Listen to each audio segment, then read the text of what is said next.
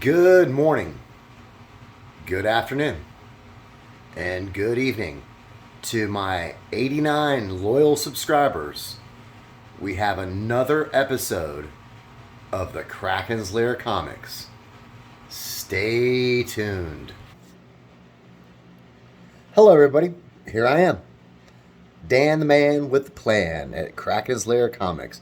Now, I did reference my amazing 89 wonderful subscribers. I have referenced before that I am not collecting subscribers. However, I have been stuck at like these, like, I'd get 89 and I'd lose a couple people. Then I get back to 89, I'd lose a couple people. If if you have a comic book channel and you're a subscriber, if you just love comics and you might have a friend that loves comics and you might want to go, hey, can you check out the Krakens Lair Comics? Give them a couple subscribes. I've been doing this 2 years now, and it's been a lot of fun. I hope for my subscribers you've enjoyed it. I hope the content is good. I say it 1,000 times. My channel is not flashy. I don't have awesome graphics. As sort of a tech Neanderthal, so I do the best I can with what I have. But I do believe that I have not only amazing comics, but I also have, good advice and tips for new collectors, which is really what the focus of my video is. I've said it before. If you own 5 copies of Fantastic Four #1, you don't need my advice. If you've got 5 copies of Hulk 181, you don't need my advice. This is really meant for newer collectors, that I might be able to speak to them or instruct them on ways to build their collection where they don't feel, oh, I'm not making 6 figures a year. How can I get into this hobby? How can I enjoy this hobby? How can I acquire key issues and sometimes mega key issues on my budget? Because I have a budget. I assure you. I can't just, $20,000 for that comic. No problem.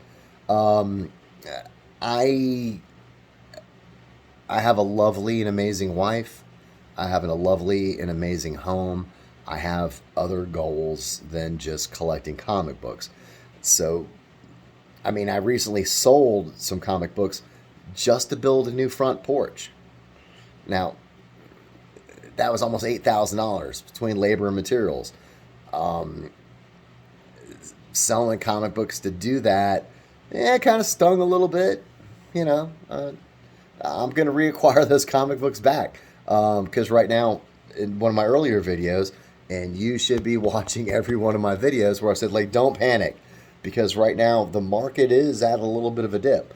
So a lot of those comic books I sold when the market was at its highest and I made a significant amount of profit, I can now reacquire a lot of those books at a lot lower than I sold them for, and just wait for the market to bounce back, wait for them to appreciate, which they will.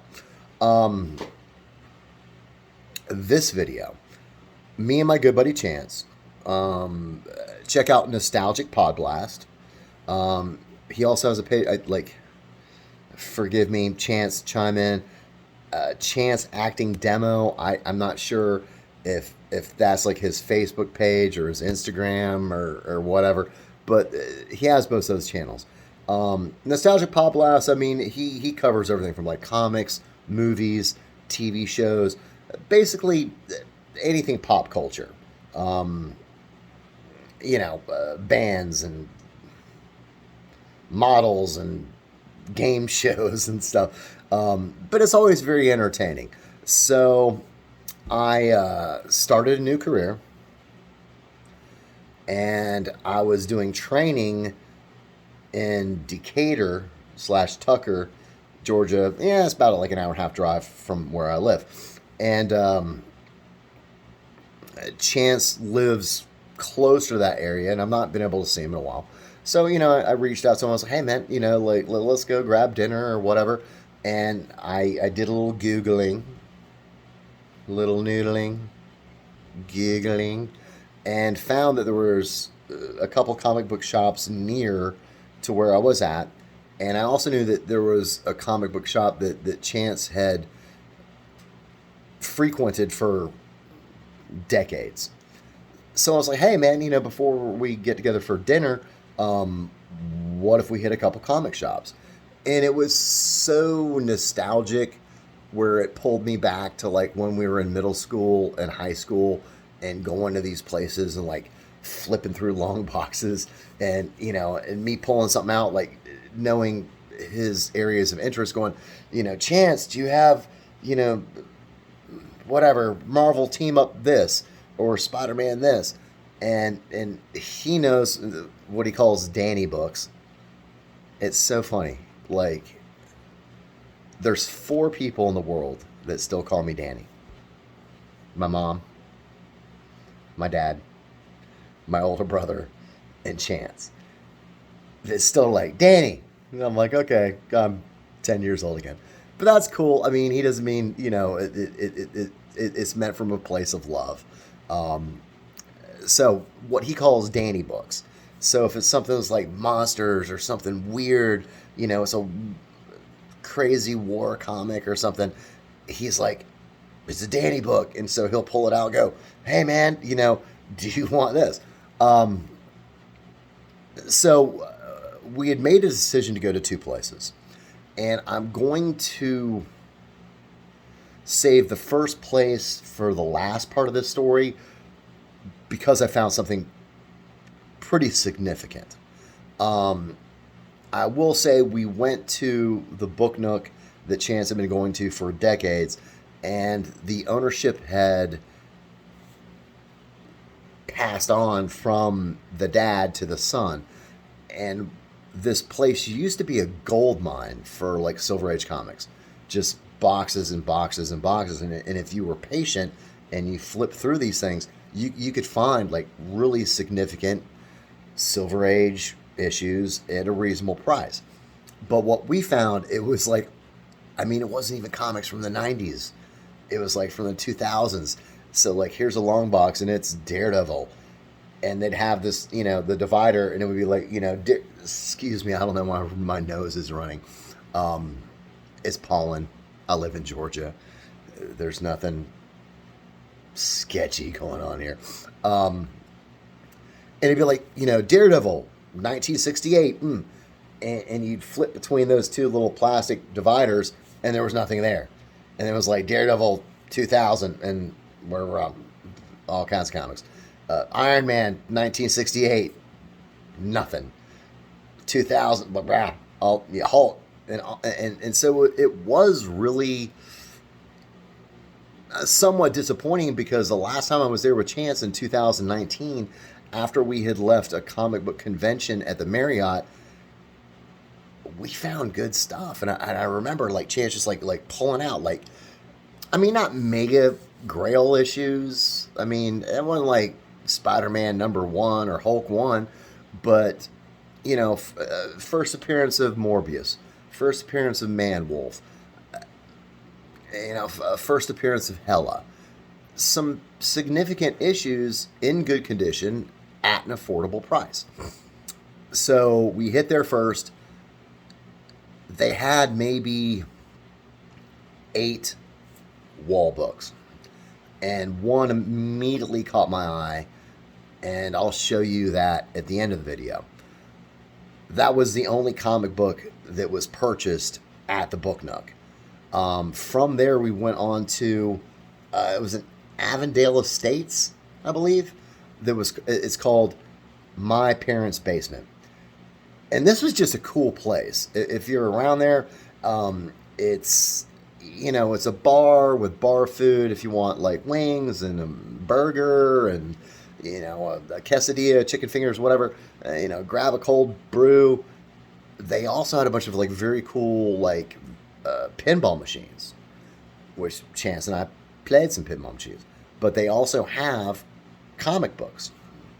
So we go into this place, and off the rip, there's wall comics. And we are just seeing like ghastly overpriced comics.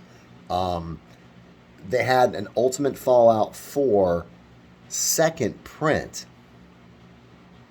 right? For like $600. It was graded, I want to say like a 9.2, but right now, fair market value, you can get a CGC Ultimate Fallout 4 first print for like $4 and change. They had, and forgive me, I don't remember the number, Tales to Astonish. It was the first appearance of the Abomination. They wanted $800. A raw, ungraded copy of this book. And I didn't even bother like looking up notes on the prices of this stuff because that's just ridiculous. Redunculous. I don't even think, I mean, I don't, a 9.8 graded this is not selling for $800. A raw copy? They had a couple of like, early like Strange Tales of Suspense, $400, $500, non-key issues. And so like right there, excuse me, got a little frog in my throat. Our perception was like, okay, this is a bust. However, they did have a bunch of long boxes. So Chance and I started flipping through those. And I wish I had the books that he found that day. Because here's an important tip for new collectors. As we're flipping through these long boxes, and it's just like nothing, not, modern day, nothing. He ended up pulling 4 books. Transformers #1, Cloak and Dagger #1, Wolverine #8, with what apparently is a classic cover of like Wolverine and the Hulk side by side, and they're wearing like, the white sport coat jackets and black pants. It's not a key issue, but for whatever reason, it's a very desirable issue and people dig it. And so in high grade, I mean, this thing is commanding upwards of $100. There's also, and I definitely don't know the number on this one, it's an Incredible Hulk issue, more towards the modern era, but the whole background is in green, and the Incredible Hulk is like in this bright pink. If you're a comic book person, you'll go, yeah, I know what Dan the Man's talking about. $2. Wolverine #8, $1. Transformers #1, $3. And at some point, we took a break from flipping through long boxes, and we were playing pinball, and it was my turn. So I'm like, ching, ching, ching, ching, ching, ching, playing pinball. And there was long boxes of comics underneath the pinball machines. And Chance just like dropped down, and like he's like, ha ha. And I was like, man, you got the devil's own luck, man. Like, you're just grabbing this key stuff. And I was like, I don't own a single copy of those. And you already do. But congratulations, my friend. You can check out Nostalgic Pod Blast, because we actually made a video after we got back to my hotel, and he shows these. I mean, this is not a fabrication. This is not an exaggeration. He actually found these issues, and you can see the price tags, like $2. And he commented it was really intriguing. It's like, who is pricing these? This $40 book you're asking $500-$600 for, and here's a book that's worth $140, and it's in a $2 bin. Like, fire your comic book person, because something's really amiss there. So on my end, I started flipping through the long boxes, and I will show you what I found. So I'm just gonna flip the screen now. Okay, that's very engaging. So the first one I found, and this is definitely what Chance would call a Danny book. There we go. Strange Sports Stories, DC Comics. And I don't usually collect DC Comics, but I'm always like, number one issues and like I said, sort of niche stuff that most people don't collect. This was $15. And so it's like, okay, cool, $15, I can handle that. Condition wise, this is probably like a 7. There's a little corner crunch. Now that crease by the number 1 is actually on the bag. I haven't had a chance to like put these in new bags because these bags are really old. There's that color rub there. A couple of issues along the spine. Nothing to get excited about. I want to say when we looked this up, it's from 1973. What I did find out is DC re-released these from an earlier version of Strange Sports Stories from 1963.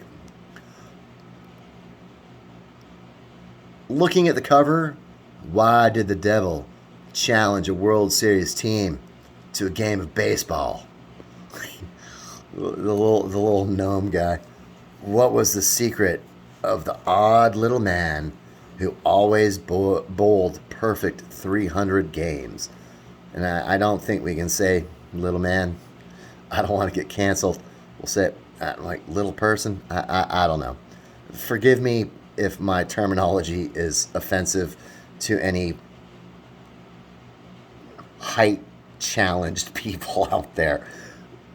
But this stuff, like, I was like, for $15, man, like, just to read the stories and the nostalgia of this, I was like, that's totally worth it to me. Now, what I paid for this is about what it's worth, man. But being that this is not a sought-after issue, it's not highly collectible, it's stuff like this that people just sort of toss away. And so there's less and less that remain in good condition every single year. And it is a number 1 issue from the 70s. It's a 20-cent cover price. I am confident that 10 years down the road, 15 years down the road, I could definitely sell this book. I would probably never have this graded.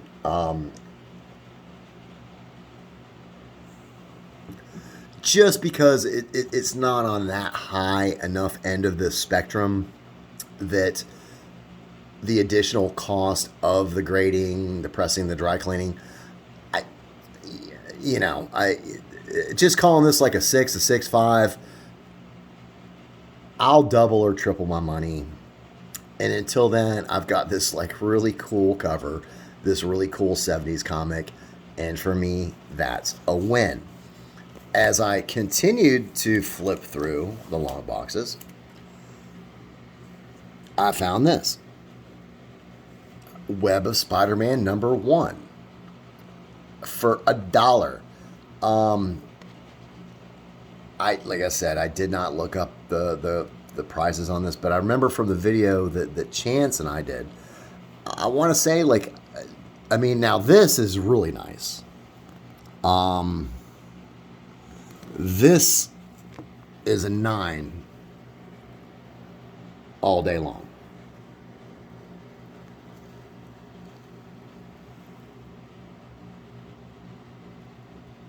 Very clean edges. Nice and crisp. You can see right there. It's from 1984. So this is, I guess at this point, an older book. It's got an iconic cover with Spider-Man in his black costume when this was sort of a newer thing.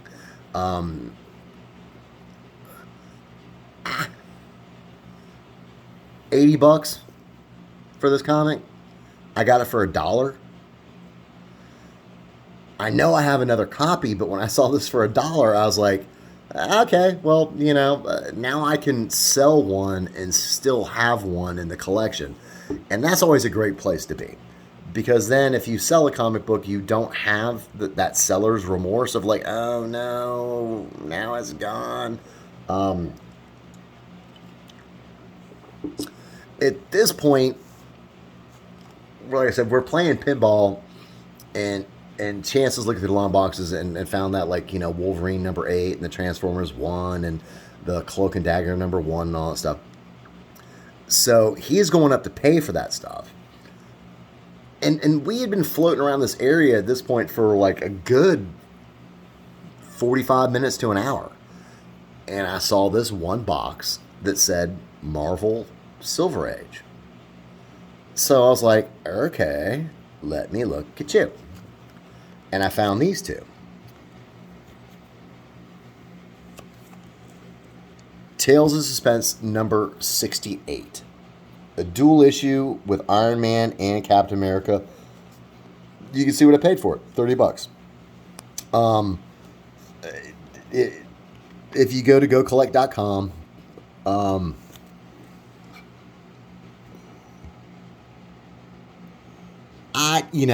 I'll call this a 5.5. Somewhere in there. There's, there is a crease, corner creases,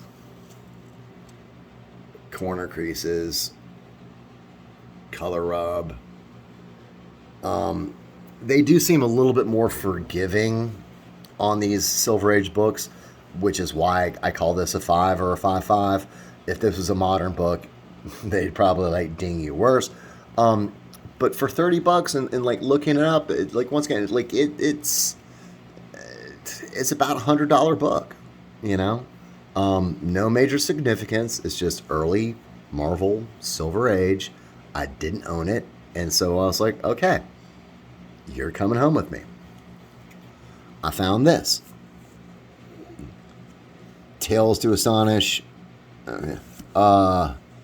number 83. And like I said, both of these are from the mid to late 60s. This one's a little bit nicer.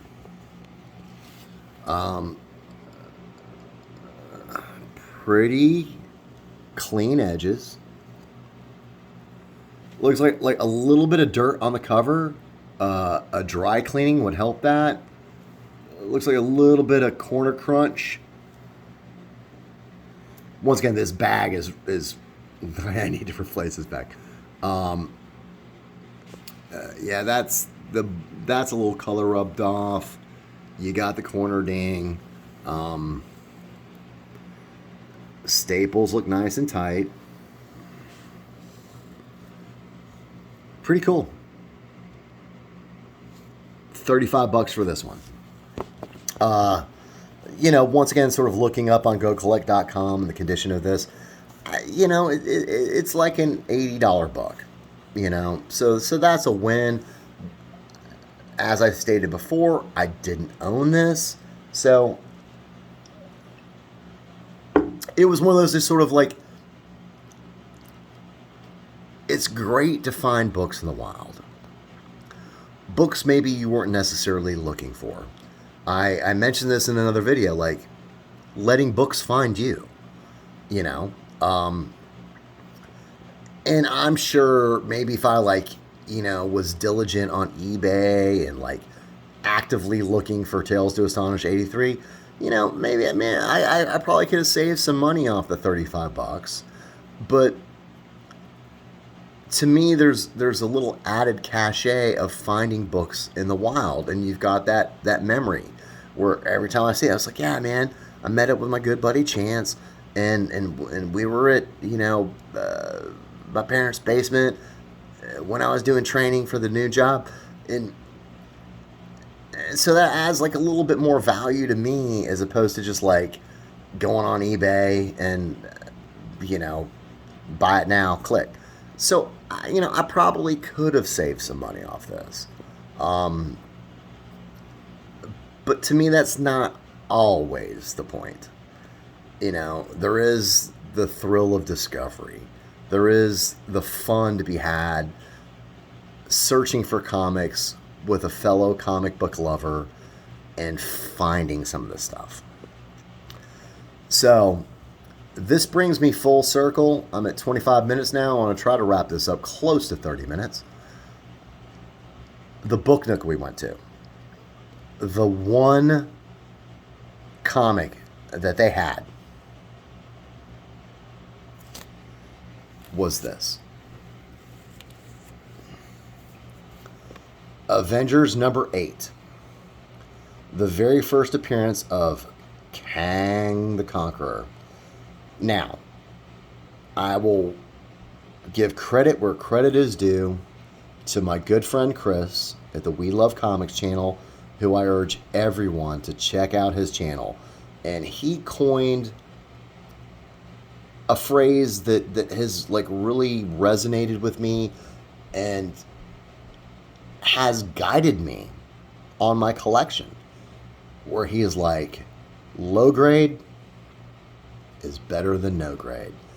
And there's a lot of wisdom in that. There's a lot of truth in that. I've discussed it before. If all your books are like a 9.6, I mean, this would be $20,000.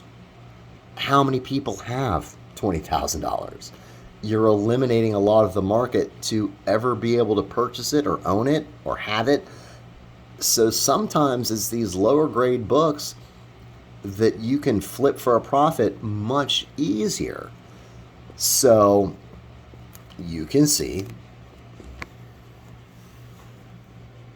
Book Nook, $75. Now, at best, this is a 1.0.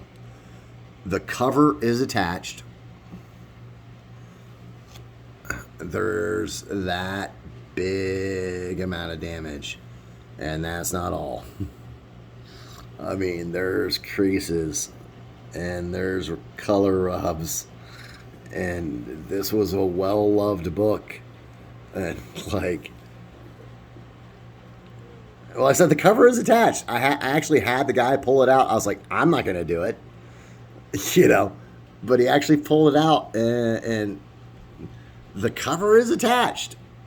Looks like somebody added an extra staple right there on Thor's face. So, like I said, I mean, at best, this is a 1. I did see on eBay where somebody in a graded 1.0, and theirs was no nicer than this one. They were asking $495. Now, will they get it? Who knows? $75. I did not own a copy of this. Kang is on the rise. He's not going anywhere. I get this in a new bag and board. Sit on it for like a little bit. I am confident that I will be able to sell this for a profit because it's entirely readable. You can look at the story or read the story, look at the artwork, flip through every page and own it. So as opposed to spending $800, $1,000, $1,200, $1,500, it was $75, man. And now I was like, yes, I have the first appearance of Kang the Conqueror. I usually do not buy books in this low of a grade. But it was just such a shocker walking in and seeing this and like $75. I was like, I can do that. You know, that's not breaking the bank. I don't have to like explain to my wife, hey, honey, can I spend this $1,200 on this comic book? And trust me, it's going to make us money down the road. This will definitely make me money down the road. I mean, it's not going to make me retire rich, but it's $75. I'm pretty sure I could put this on eBay right now and already make money, but I just got it, and like I said, I want to put a new bag and a new board. I want to read the story. I want to look at it carefully. So you never know what you're going to find. Walking in the book nook, I had no designs on Avengers #8, first appearance Kang. Strange Sports Stories #1. I let the books find me and add themselves to my collection. So everybody out there, new collectors, find new places. Go to new places you've never been. Flip through those long boxes and flip through every single comic, because sometimes it's that one comic that's the money. Have fun doing it. Enjoy the hunt. Don't overspend. Enjoy comics and enjoy comic book collecting. This is Daniel at the Krakens Lair Comics. I will see you all next time.